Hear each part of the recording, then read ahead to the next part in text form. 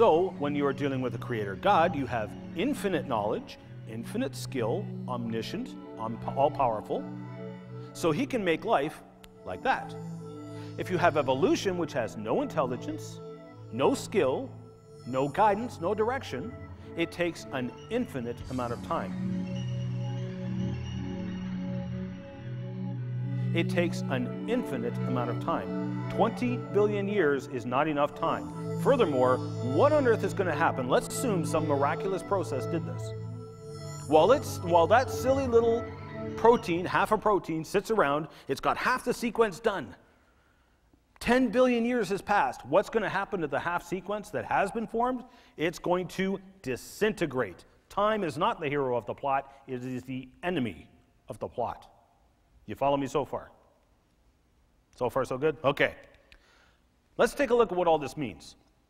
That makes one protein. Only one. It takes 30,000 proteins just to make the tail of the flagellum. Now, I didn't go into this the other day. This tail portion here, this last stretch on the tail that actually spins, is composed of proteins much like this. That's basically a close-up of what the tail looks like. It is essentially a hollow tube. All these protein assemblies are glued together. They're polymerized together. Now, when the bacteria reproduces, like most bacteria, it splits in half. One half gets to keep the flagellum. The other half has to make its own from scratch. While it does that, it assembles these parts, and after building this mechanism, it sends all the parts for the flagellum up through the middle. So they came up through the middle of the tube one at a time. There are some bacteria that are missing the gene for this cap.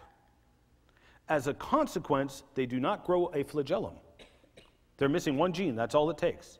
This is an incredibly complicated system. It is irreducibly complex. You lose one gene, you've lost 90% of the system. You've just lost all your power. It's like a car. If you remove one tire or remove the drive shaft, your car is no longer good as a car. Might be good as a house, as I use mine for all the time, but that's about it, okay? You can't drive it around. You've lost your motility. But here's the thing. When it assembles this tail, it sends the protein up the middle. Now, this cap has flexible legs, 5 of them. The last time that it glued or polymerized the last protein into place, that biochemical reaction attracted the leg, and it stuck to that side. Notice now it leaves a gap. And so when the next protein comes into place, it only has one place to go. It is guided by the cap into place and glued in place.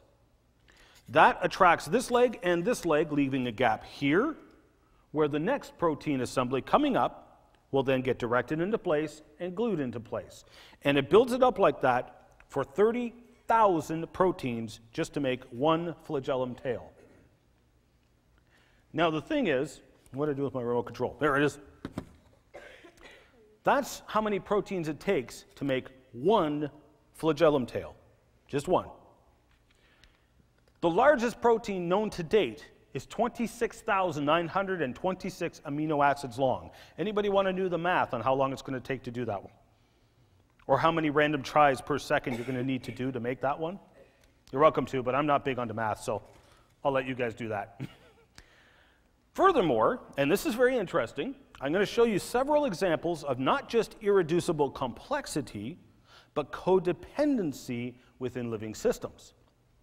For example, proteins are made by the ribosomes, but the ribosomes themselves are made by proteins.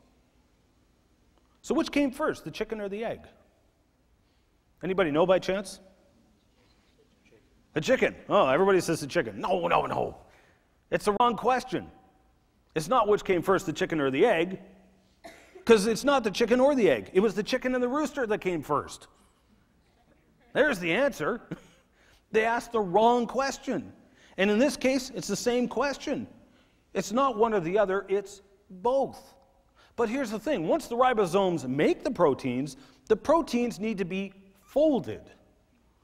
There's a very specific system for folding proteins. Essentially, they're like little nano robots, and they take the protein, they bring it over to this barrel-like factory, stuffs it in there. The barrel-like factory helps the protein fold in a hurry, spits it out.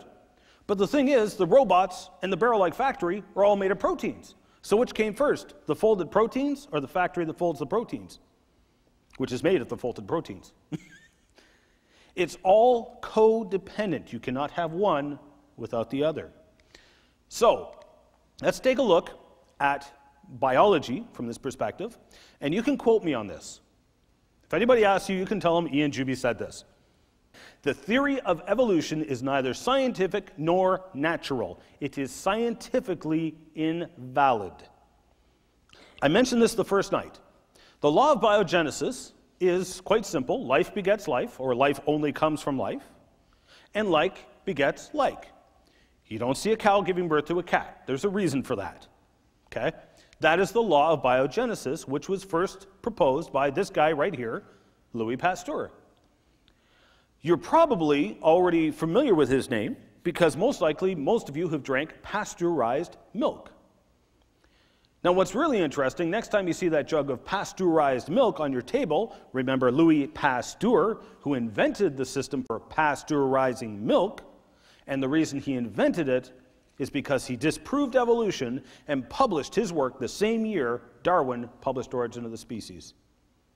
God answered Darwin through Louis Pasteur before Darwin even spoke.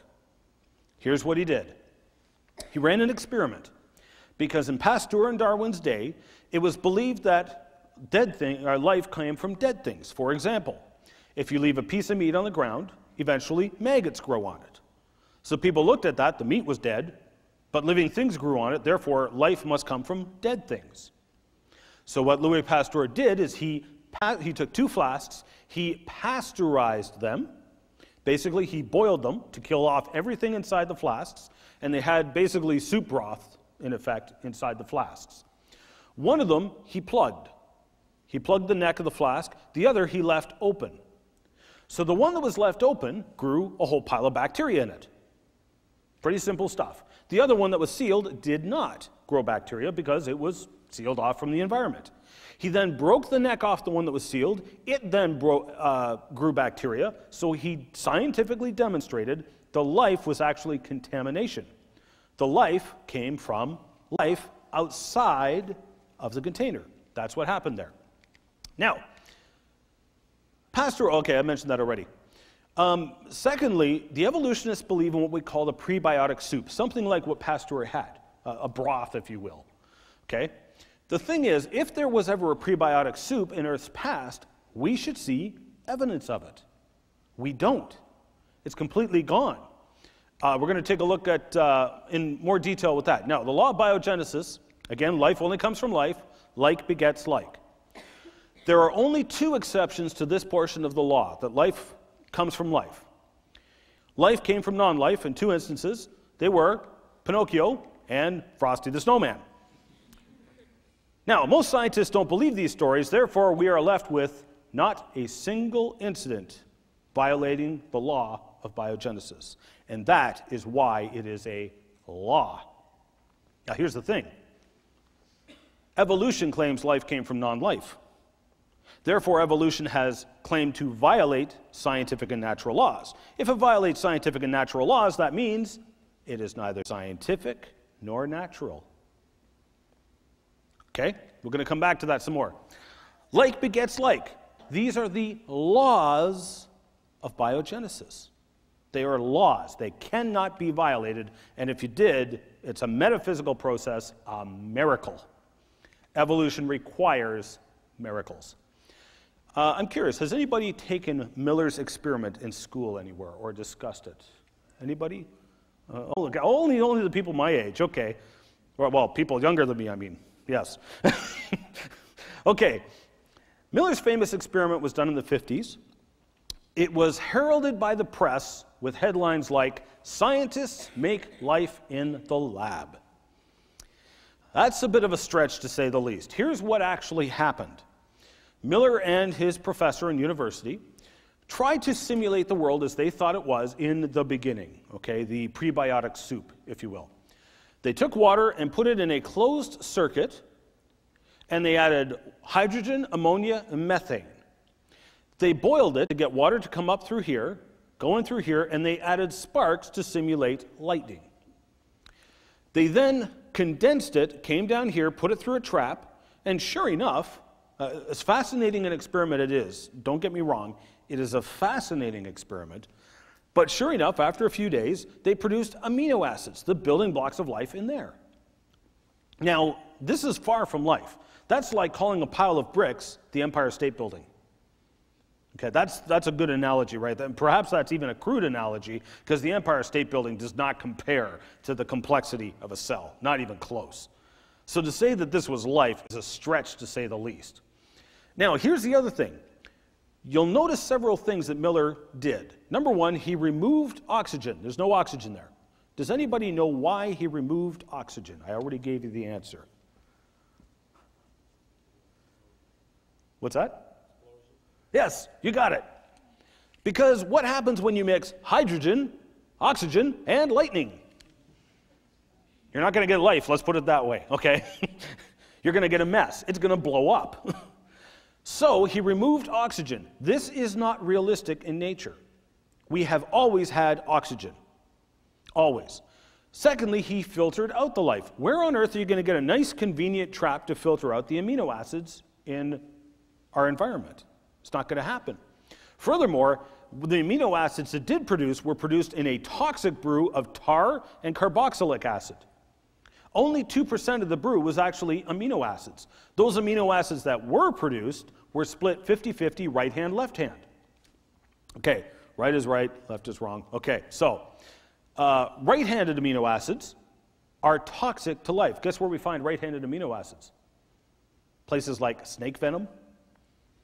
And later on tonight, I'm going to show you some experiments, some fascinating experiments with snake venom. You might be surprised at what the world was like before the flood.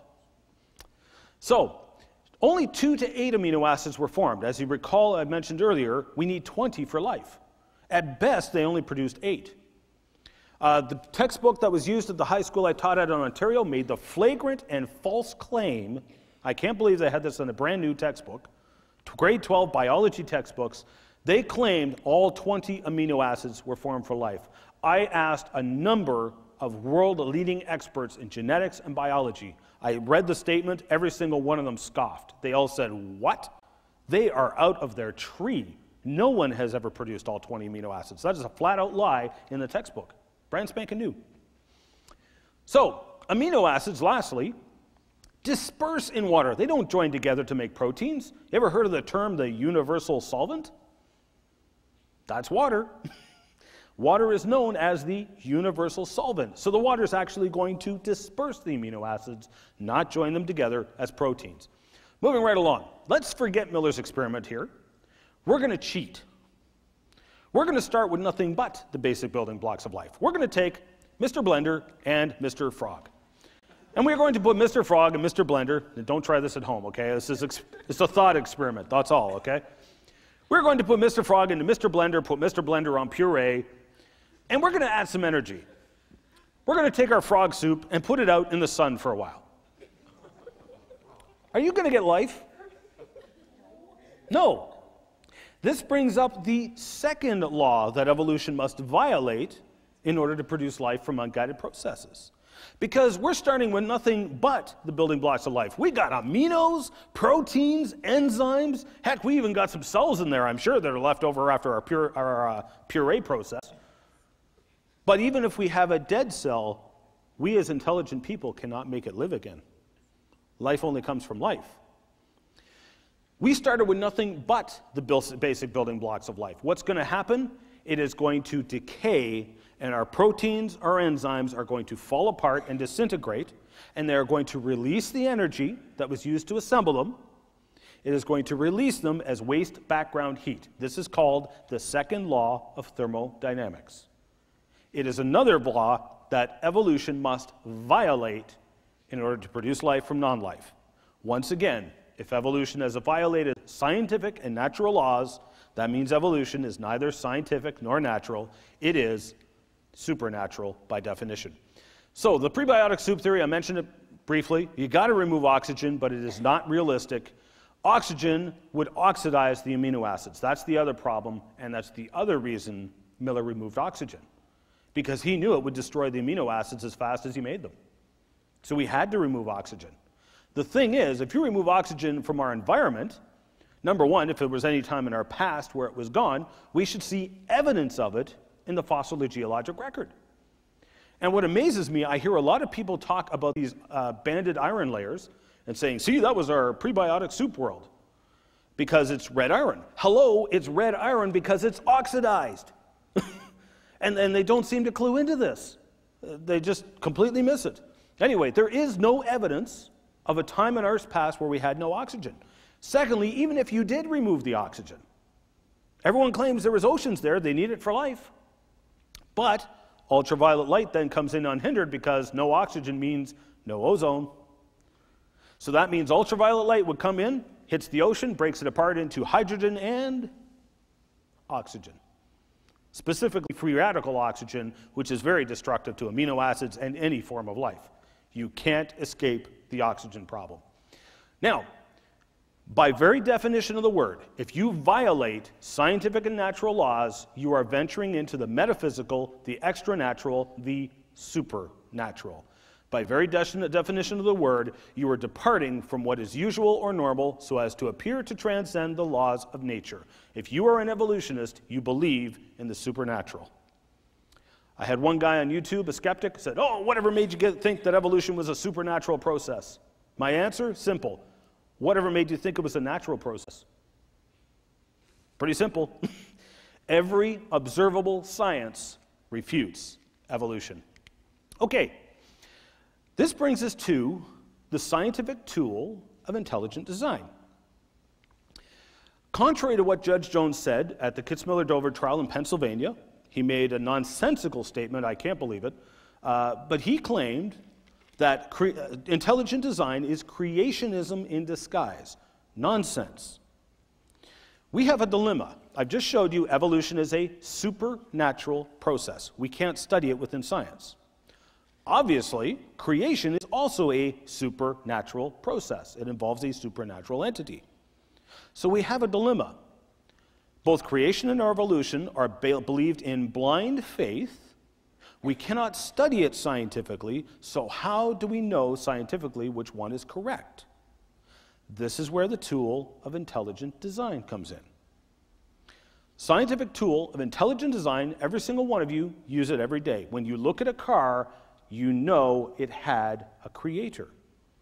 No one has to tell you this. You scientifically deduce it. This is no longer blind faith, this is scientific deduction.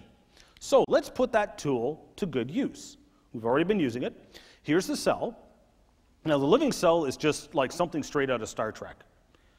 You have robots that run up and down all these fine wires, which I wish I had the animation with me to show you.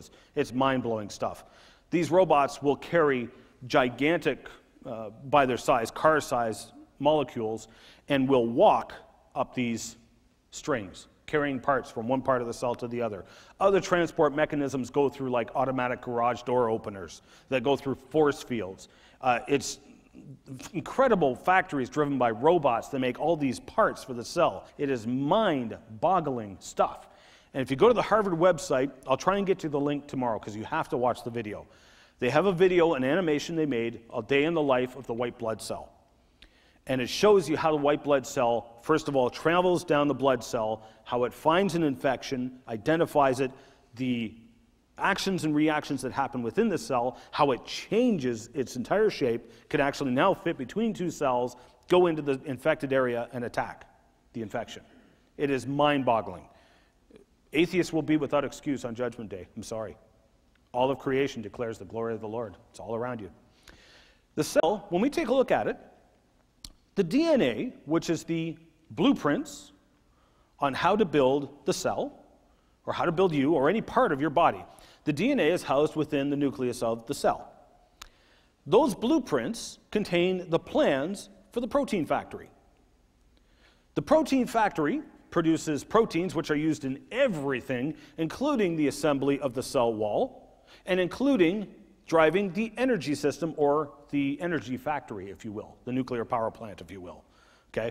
So they produce the nuclear fuel for use in the nuclear power plant, put it that way, okay? Here's the thing. The DNA provides the plans and the blueprints for the protein factory. But the protein factory makes the proteins that are used to make the DNA. Which came first, the chicken or the egg? The protein factory makes the proteins that are needed in the assembly of the cell wall. But the cell wall is what holds everything, including the protein factory, together. The protein factory produces the proteins that are necessary for the energy system, but the energy system, or the energy plant, is what provides the energy for the protein factory to operate. Which came first, chicken or the egg? Or are we asking the wrong question? It's not which came first, it's how did they all come about at the same time? And the answer, I would suggest, intelligent design suggests it was a creator. Now, DNA, how many people have heard the expression that chimp DNA is 98.4% genetically identical to human DNA? Has anybody heard that claim? 1, 2, 3, okay, a couple, 4. Okay, I'm surprised. It's a very common claim. In fact, I've forgotten the gentleman's name. He was the head of the Genome Project, and he's a Christian, but he's a theistic evolutionist. And even he made that claim on national television. I was floored, because a man of his intelligence should know better than to make that claim. First of all, right off the bat, that's a 1.6% difference, okay? We're going to look at that in a second. The chimp genome is 10% longer than the human genome. That should immediately raise red flags. 98.4, wait a minute. The math doesn't work out here. How can the chimp genetic code, the DNA, how can it be 10% longer than the human genetic code, yet be 98.4% identical? It doesn't add up. The reason, there's more reasons to that, but the point is still that it remains the same. It is impossible, mathematically speaking. You can't have it that way. Now let's take a look at that 1.6% difference. Now, what they did is they lay out the two genomes side by side, and where the layer matches, or where the base pair matches, that's considered a match. They're identical. That 1.6% adds up to 42 million differences. You can do the math. 3.2 billion letters, 1.6% of 3.2 billion is 42 million. That's how many differences have to happen. As little as one change is enough to kill an organism. One. How do you propose to change 42 million without killing the organism and killing evolution with it? You can't. Plain and simple. Genetic changes are called mutations. Now, in humans, these mutations have never been observed to add information, which is what evolution requires. Evolution has to add information to the existing organism in order to evolve, okay? Within humans, over 3,500 genetic disorders are known, and these are caused by mutations. Not one of them is an increase in information, and this is well documented in the scientific literature. Again, I'm going to come to this book here. It can be a bit of a tough read, but it is an excellent book. Dr. John Sanford is one of the co-inventors of the gene gun. He was an atheist and evolutionist. His own research brought him not just to conclude that we were created, he brought him to the salvation message of Christ. And he became a born-again Christian later on. He has now published this book called Genetic Entropy and the Mystery of the Genome. He goes into incredible detail about what I'm about to talk about next. An excellent, excellent book. I highly recommend it. I got into a short debate with a guy on YouTube over this subject, and it was obvious he only knew enough about genetics to be dangerous, and I was just wasting my time. So I just walked away, basically. But he made all kinds of ad hoc arguments that do not stack up to the research nor the scientific literature. Now, let's assume that mutations are allowed to happen, or that mutations are necessary. Sorry, mutations are necessary for evolution. Let's take a look at what happens next. You have, in your body, little robot-like things that run around your DNA doing nothing but looking for errors or mutations, and fixing them so that, heaven forbid, you don't accidentally turn into a chimpanzee. Because we hate it when that happens. Okay, now here's the thing. Here's what happens. This is the process. The DNA is damaged, or when it's copied, there's a misprint, okay? So you wind up with usually it's C and G joined together, or T and A. Let's say we have a T and G that accidentally joined together, okay? It's a misprint or a miscopy. This little robot comes along. It's called endonuclease. Comes along, it rides the ladder rung, spots the error, and cuts it out. Cuts it. Exonuclease comes along and removes the error, the mismatched gene.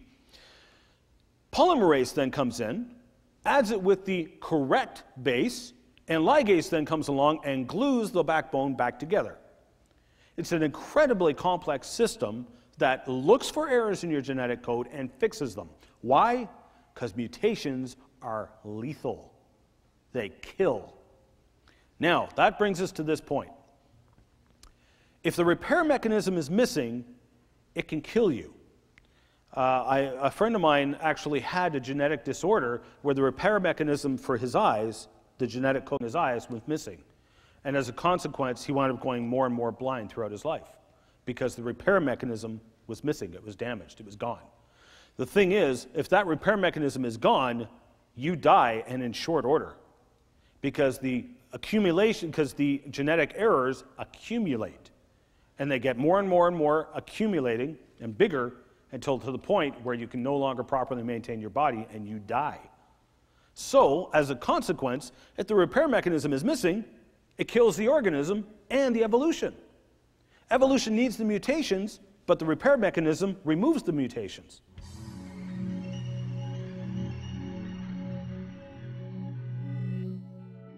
If evolution has been going on for millions of years, we should have been dead 1,000 times over. And that was actually part of the title of an article written by an evolutionary biologist. Why aren't we dead 1,000 times over? We have not had enough time for evolution, and if we did, we should be dead. Evolution not only cannot plug the holes in the bottom of the boat to explain how the holes were plugged, it can't even explain where the boat came from in the first place.